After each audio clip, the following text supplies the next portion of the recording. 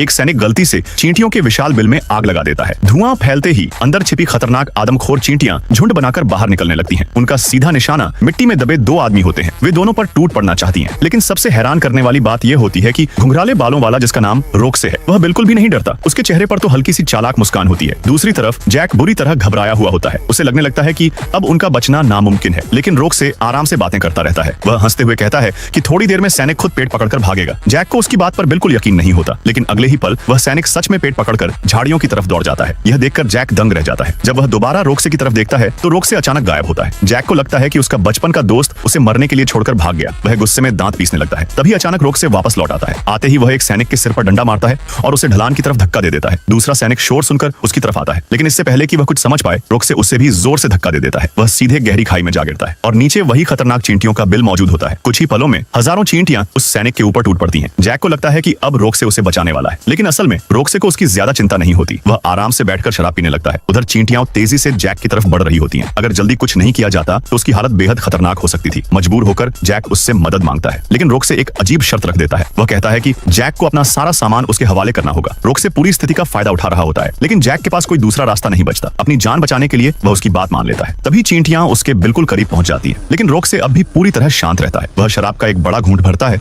और उसे जलती मशाल पर फेंक देता है। जैसे ही शराब आग से टकराती है, भयंकर लपटें चारों तरफ फैल जाती हैं। कुछ ही सेकंड में पूरा इलाका आग की दीवार बन जाता है। अब चींटियों की पूरी सेना उसी आग में फंस जाती है। रोक्से बार बार शराब फेंककर आग को और भड़काता रहता है। थोड़ी ही देर में सारी खतरनाक चींटियां जलकर खत्म हो जाती हैं। अब जैक को लगता है कि आखिरकार वे दोनों सुरक्षित हैं।